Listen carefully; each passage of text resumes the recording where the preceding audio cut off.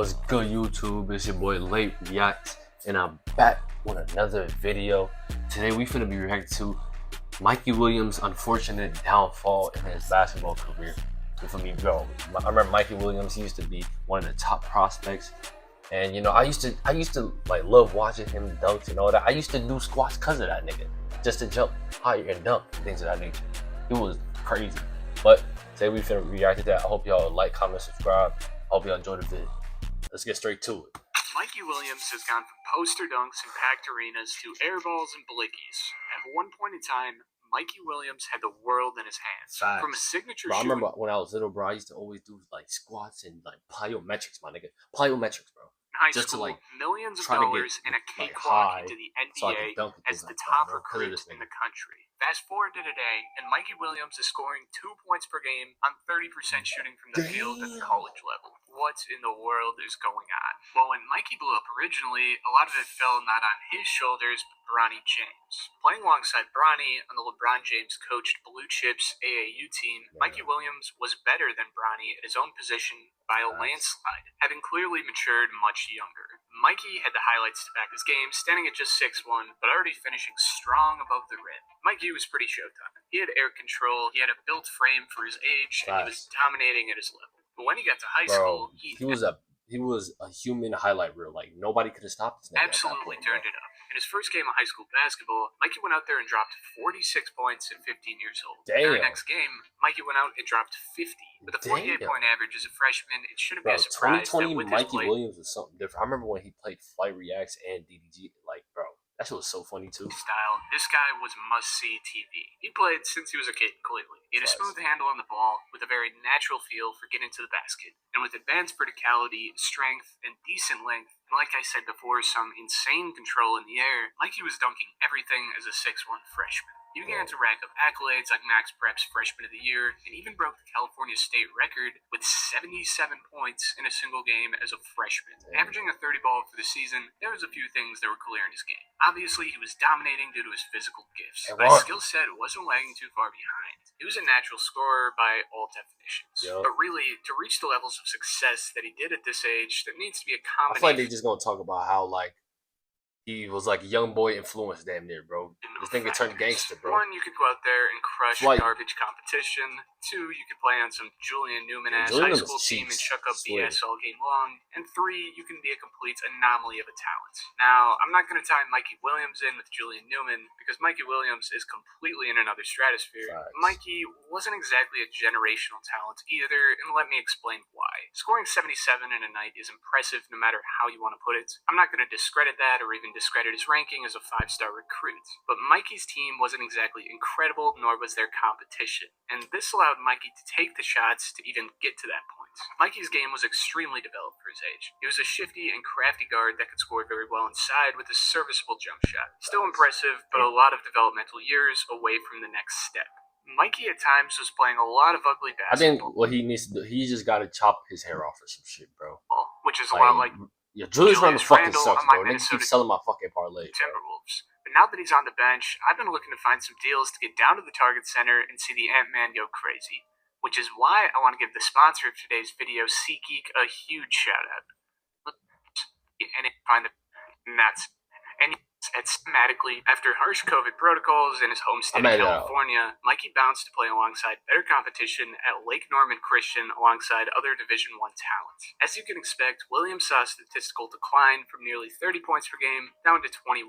As with more talent around him, he was playing closer to what you'd expect a 5-star system to look like. But even at that, there was nothing usual about Mikey Williams. His fame was absolutely skyrocketing, reaching a combined 5 million followers across TikTok and Instagram. I feel like because he was doing all this, I feel like his ego got inflated.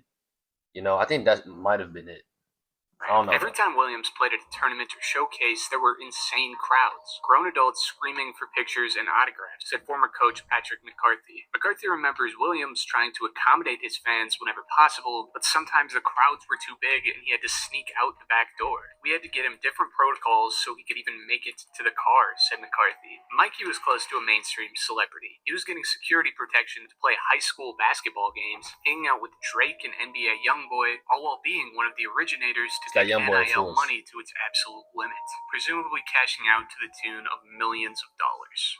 Mikey elevated his play to 23 points per game in the following season as a junior. And according to his trainer, there wasn't a day that he didn't see Williams working out, and it was 2 to 3 times a day. Then sprints, really this guy was at the top of the world. Puma had just signed this fucking high schooler, making him the first kid to sign with a global sports brand in high school, while he was talking about being worth $1 billion before 25 years old. Everything seemed to be going according to the plan that seemed so simple. Yet the true treasure at the end of the treasure map was slowly drifting further out of sight. Mikey's ranking in high school had fallen significantly, from a 5 to a 4-star recruit, now outside of the top 30 in his class. And although in a way these are meaningless numbers, the scout speculation on his game had shifted to a completely different tone. After physically maturing young, Mikey really doesn't look too different from his high school freshman days, other than a few arm sleeves. He's still 6'1". With somewhat of a plateau and some of his pain points, namely his facilitating and jump shots, Mikey wasn't exactly the dominating force that he once appeared to be. To stand out at 6'1",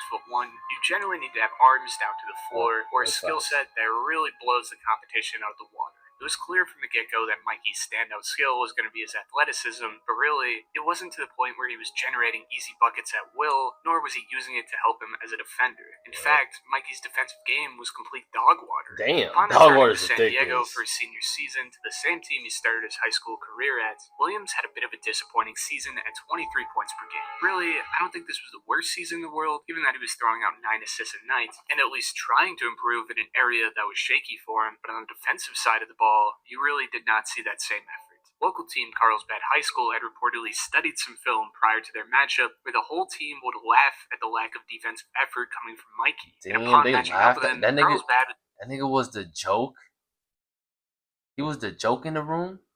It was laughing at him, not with him. Plenty of offense by targeting Williams specifically, where he was easy to catch flat-footed. The Carlsbad head coach summed it up perfectly, saying it felt like he was kind of just going through the motions. It felt like he was into his persona more than he was into the actual season. From 5 to 4-star, and from the best 14-year-old in the country to the 30th ranked player in his class, Mikey had taken a severe hit in terms of his recruiting perception. Did it matter for say? No. He could still play for any school in the country, but it's notable the way that he matched up with his competition was nowhere near it once was. The lack of effort defensively was a terrible look, that's for sure. And to crack an NBA roster someday, which I'd assume is and always has been the goal. I remember he kept saying he was going to be like the first draft pick, all that. But damn, that's crazy. This is unfortunate, bro. It's unfortunate that Mikey didn't really grow at all. He peaked early and stayed around the same size. To say that he didn't work hard or something like that is probably incorrect. I'm sure that at the end of the day, this kid still loves basketball a lot, even if not as pure of a love as it was before the money and fame. But after the money and after the fame, it became apparent that he felt more comfortable slacking a bit. I mean, I can't blame him. If I'm 17 with more money than any of the parents in the stands, that's an experience that really nobody has ever experienced. And coming from living in a small apartment to assumably living where he pleased is going to do a ton to a kid who didn't have a chance to grow up. It's the ego, bro. Ego really kills you, bro.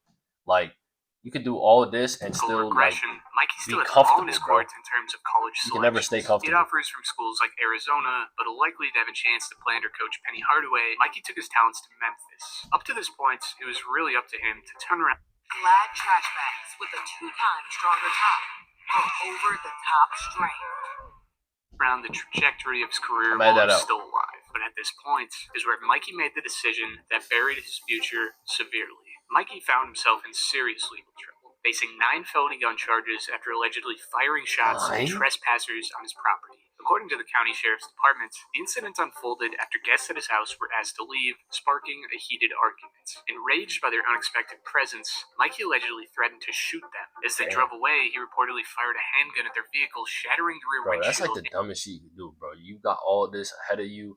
You're falling off just a little bit, and then you get charges on you, bro. Come on. Though no one was injured, 5 people, 3 of them minors, were inside when the shots rang out. The fallout was massive. Mikey was arrested on April 13th, 2023, and pleaded not guilty to all charges, which carried a potential 30-year prison sentence. 30? While his University of Memphis teammates took the court for their season opener, Mikey remained in California awaiting a jury trial set for mid-December. I mean, this guy's looking at fucking prison time, while his basketball career is, in a way, free-falling. From the heights he was at, this is one of the most catastrophic falls I've ever seen. Luckily for Mikey, the charges would be dropped with community service, and Williams would be cleared to play once again. Now, Mikey, although cleared, wasn't exactly given the okay to get back out on the court. I think the same thing happened with his dad. I heard a story or something like that, or maybe like his dad had to stop playing like basketball either because Mikey was being born or like he went to jail. Mikey was left on the bench for the remainder of the season, and for that reason would take his talents down the ladder of programs to UCF. Central Florida isn't exactly pumping out NBA tone like Memphis is. It just isn't that caliber of school. Williams clearly realized that benchwarming a school like Memphis wasn't going to give him the chance to revive his career like putting up bigger numbers at a smaller school would. So now, as a 20-year-old college freshman, Williams is in the position to revive his career. And let's just say this isn't exactly the case. At 3 points per game on 32% shooting in the moment, Mikey doesn't look able to survive at the collegiate level, and it's clear to see why. When on the playing field where his physical gifts aren't head and shoulders above his competition, Mikey doesn't have the skill set to compete. He didn't improve or diversify his game the way that he should, and now when matching up with guards who can do the same thing as him physically, it really exposes that when he isn't blowing by you, he's an inefficient scorer for his player who doesn't shoot the ball as well as other D1 points, and has never proven to be bought in as a defensive talent despite having the tools to do so. The skill issues mixed with the character questions created a story that sure as hell writes its own ending, and it's not going to be in the NBA unless something really changes here. Could you say that Mikey killed his own career? I mean, there's truth to it. Obviously, firing a handgun at a car full of minors. That's just like, damn, bro. That's very unfortunate, though, bro. I feel like something could happen. Like he just starts dropping 20 a game. He's start getting like that dog in him. Maybe something could shake. I don't know. I feel like he should probably go like the Jello route. Like maybe start rapping. I don't know. I'm just speaking here. But I hope y'all enjoyed the vid. This is my other channel right here. That's for like vlogs, different stuff like pranks, things like that. But I hope y'all enjoyed the vid. I hope y'all like, comment, and subscribe. And do you think Mikey Williams is gonna come back? I think so. I don't know. But I hope y'all enjoyed the vid. We'll catch y'all later. I be fuckers on a bankroll. Bad bitch, light skin, she clay go. 2 turn, gotta lay low. Shorty head game dumb, but she ain't slow. Turned up and I'm on one. Say you want to smoke with me, but I don't